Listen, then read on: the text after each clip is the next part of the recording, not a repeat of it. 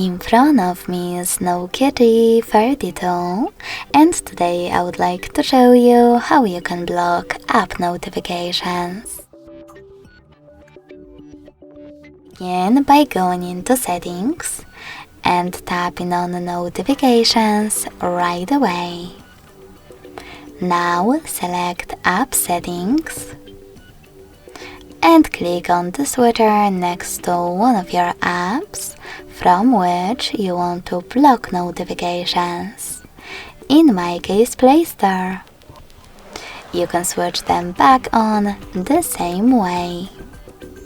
If you want to, you can also just tap on one of your apps on the left and manage all notifications from here. Thanks so much for watching. If you enjoyed this video, don't forget to leave a like, comment and subscribe. Bye!